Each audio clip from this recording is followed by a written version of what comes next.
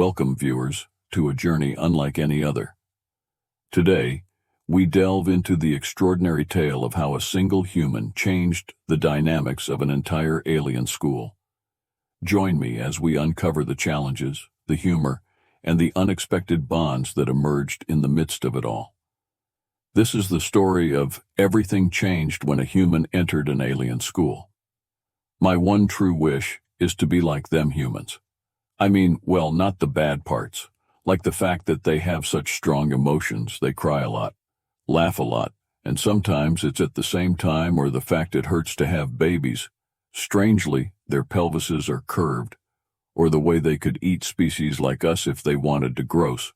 But I would really like to have the good parts of humans, like strength, creativity, and courage, actually. If I could be human, I probably wouldn't care about the other bad parts too. It would be an easy trade-off.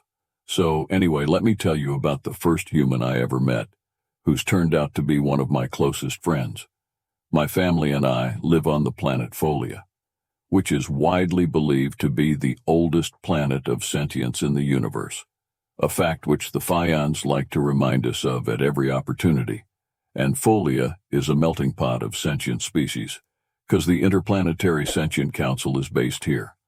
I'm actually originally from the planet Milana, and our species have been Folian allies for millennia. My parents were mid-level public servants. They work at the Sentient Council. As clerks, both had the same job, same personality, same boring friends. Everything to me, their life sucked. I was around 16 standard years old, and similar to humans, it was McCain adolescence. I was bored with school, bored with life. And just plain bored. I was living a boring, plant-based prey species existence. I needed something fun to happen. It was at that time that a new kid started at school. His name was Leon, and he was human. News of his coming to our school spread like wildfire. There had been a special meeting and everything. All our parents were informed and invited to put in any requests or even protests. It was a big deal. A predatory human was coming to our school. The adults were petrified, the kids were exhilarated. We were going to have a real live human at school, woohoo. And then the news came. I was his buddy. My parents almost crapped themselves. They eventually came around when I told them I would have a Folan guard with me. Until it was confirmed, the kid was safe. You could never be too sure with their kind, the school thought. Now I have to explain that my school was a bit weird because it was an interplanetary school. That school speak for expensive elite interspecies school for ambassadors' kids and royal families. Now my family aren't in that league, but they mix with people who are, so my dad's boss got me in. And long story short, most of the kids there are snobby and cliquey, and I don't really like many of them at all, but the upside is that Principal Stochastic loves me because there are very few normal kids in his school, and I'm one of them. Leon's first day, I will never forget it as long as I live. I arrived early at 11 a.m. ready for an 11.30 start. I've since heard that's super late for humans, but for us plant-based species, it's the best time to begin school since the suns have been up for a few hours, and our energy levels have risen. Good old photosynthesis. His transporter swept in at 11.15, and my school principal and the guard LOL were there with me to meet him. The other kids were already in class. There would be a rubbernecking riot on the front steps if not. Haha, he got out of the transporter on his own? No parents, no escort, nothing. Thing like he had been there forever, this guy. I thought I had seen humans from a distance and heard my parents talk about them since they dealt with them at work. But I'd never seen one up close. His skin was smooth and fair, and he showed his awful teeth to me when he approached. Then he saw my face and quickly hid them behind his lips like he realized it freaked me out. Which it did. Hello, Leon. Principal Stochastic said hello, sir. Leon replied, hiding his gross teeth. Nice to have you here. Stochastic continued. This is your student buddy Idulus. He will show you around and help you get to know how we do things here. Thank you, said Leon. Nice to meet you, Edulus, he said, and turned to look at me. Properly now, melcanons are a plant-based species. As I have said, we are genetically similar to Terran bamboo. That means Yep, I am tall and skinny and pretty flexible, and I'm hella tough. Or so I thought. So when Leon looked at me, he looked up because I'm 9 feet tall. How that surprised you, didn't it? Straining to hide his teeth, Leon stared at me. I let him drink in my magnificence jokes, and then I said, "Well, you're flipping short and weird looking, even for a human big mistake." He threw back his head and laughed like a drain pipe. He slapped his legs with his arms and bent over. Stochastic freaked out and ran inside the building. The Folian guard stood rooted to the spot, unsure about what to do. I just stared at Lon, specifically at his arms and legs, realizing that this was a species who could crush us all if he felt like it. See, the thing is, humans have muscles, and hard, almost unbreakable bones they have, also a massive BMI compared to us. They are just plain heavy and strong and scary. They have terrifying sharp teeth. They eat plants and meat. They can think super fast and make decisions at light speed and fight things with whatever they have around them, or with nothing, just their bare hands. But I stood my ground. I forced myself to do the Mel Kanan version of a fake smile. I scrunched up my eyes and cheeks and waited until he calmed down. "Good one, man," he said, and slapped me on the back. I almost snapped in half, but I stayed upright, man. "Have you been here long, Leon?" On Folia.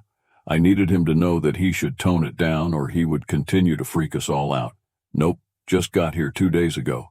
He said, "It's the first real interplanetary school I've been at." "Are you Malines?" "Yeah, close." "I'm McConnon, cool." Leon nodded. Looking around, he said, "Where's the principal?" It was around this time that Stochastic reappeared, holding a large book in front of him. OMG, he's using it like a shield. I thought, hilarious. Come inside, boys," Stochastic said, his voice wavering. "Class will start soon." "And okay," said Leon. "Lead the way. You lose." We walked up the school steps, and I pushed open one of the double doors. Leon attempted to push the other one, but instead, as he pushed it, it flew off its hinges, and 6 feet down the hallway. "Crap," he said. "I'm sorry." Sir Stochastic had run away again. The guard had left too. It was just me and Leon against the world. Please, God, let the school be standing at the end of the day, I thought, cracking up internally. I bit the bullet. "Okay, man, we need a serious talk here." "Yeah," Leon said. "It's a bit weird how he keeps leaving." "Well, Leon, the thing is, you're scary," what he said. "Leon, you're human," I said simply. "No kidding," he said sarcastically. "Man, all of us here are prey species. A lot of us are petrified of you guys. You can snap us with your hands. You can run faster and jump higher. You can make weapons out of stuff. You can swim in water. You can, eat us." With that last comment, I hit a nerve. Lonk face fell and he looked away. "Yeah, well, me and my family were not like that. You need to get to know us, give us a chance."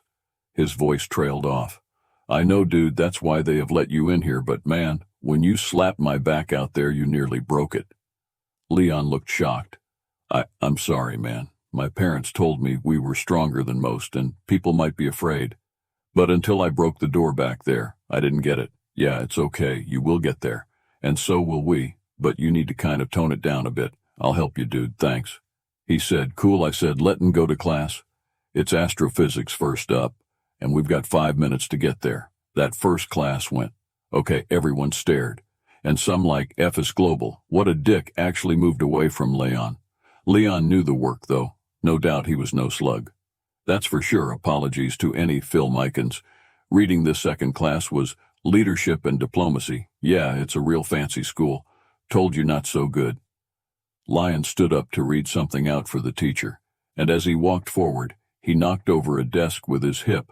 The small, like 3 FT tall Capran sitting at the desk screamed and clattered backwards on her little hooves, which of course set the phones off, and Epilus yelled, "Watch what you're doing, you clumsy Emil."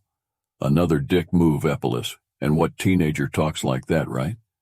Leon apologized profusely and sat at his desk with his head in his hands. But the next class things started looking up. It was physical training. We had to partner up. Of course, I had to go with Leon. I was his buddy, but no one else would anyway. We had a special uniform depending on our species, but Leon's was way too small. He came out of the change rooms with a t-shirt which was halfway up his abdomen, and shorts that showed most of his upper thighs. Everyone was horrified and transfixed. There was way too much human anatomy on show. Leon was really embarrassed, but he tried to make the best of it. I felt really sorry for him. Our PT teacher is a mellow cannon. Like me, she's 10 feet tall and really strong. Well, we thought she was in our pairs. We had to take weights and transfer them as quickly as we could across the room. Leon picked up the whole bucket of weights in one go, so we won that one. Then we had to climb up a rope and traverse a rock wall. Leon got up and down the rope in 10 seconds. Then he climbed the rock wall like a spider, his body flat to the surface, constantly moving. We won that one next. He threw a medicine ball. So far it bounced back off the gym wall and almost hit that same con again. When we did the reaction time test, Leon caught every single orb being fired out of the machine. He even jumped across 6 feet to catch one in the air and landed on the hard floor and banged his head, and he got up and acted like nothing happened. He did all this while hardly wearing a thing, his scary muscular human physique on display for the whole class to see. It was freaking awesome. At the end of the class, our teacher was standing in stunned silence staring at Leon. "How old are you, Leon?" she asked. "I'm 16, he said. "When do human males reach maturity?" About 25.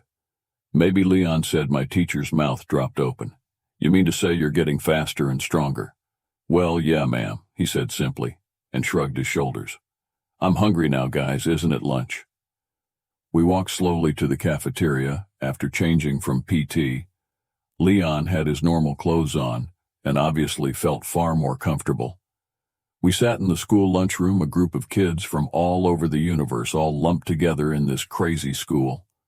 I got out my food, which is sugary fluids in the form of a shake, which is what we mostly eat. Leon got out his food, which was a steak sandwich hash at $% and instantly every prey sentient in the room could smell the meat. It's hard to explain what that is like for a prey species. It's a horrifying, mesmerizing, sickening feeling that gets you in the middle of your gut or your xylem and FLM. In my case, some kids ran out of the room, some just moved quickly away. One kid dropped his food all over the floor, and several species just screamed. Epilus actually peed himself. Ha, paybacks, a $B% hash. At Leon sat perfectly still, the steak sandwich poised mid-bite, meat and bread flapping in the breeze. "Dude," I almost yelled, "you can't eat that here." Leon actually drooled. "See you," the sandwich was almost in his mouth. Then he quickly wrapped it up and ran out of the room so fast he banged into the lunchroom door. And yeah, he broke that door too. I found him after about 10 minutes sitting on the front doorstep of school. He had his comms device out, and his cheeks were wet. He wiped his face with his hand and looked at me hard for a long time. "Edulus, I don't think this place is for me." He started out. "Leon," I said, "it's your first day in a new school. You're human, and no one else here is. When I started here, I was the only McConnon kid. A Folian guy pushed me, and because I'm so tall, I banged my head on the top of the doorframe. Yeah, but you're a prey species. We're different, you know? I know, man, but it's really good that you're here. You have brains. You're freaking strong and fast. You're funny, though. Don't freak out, stochastic, with all that knee slapping again." Leon managed to smile. His gross teeth glinted in the sun, but they didn't freak me out as much this time. "We just need to get used to you. You can't run from it, dude. No matter where you go in this universe, there's going to be all of us, and we can't run from you guys. Well, for a start, you would catch us and then probably eat us." Leon threw back his head and laughed again, and this time I joined in for real. And so, as Leon and I sat on the steps of our school, surrounded by the complexities of our interplanetary existence, I realized that change was inevitable. Humans, with their strength, creativity, and quirks, were a part of our world now. And maybe, just maybe, our differences could be bridged by understanding and friendship. Subscribe now for more thrilling content.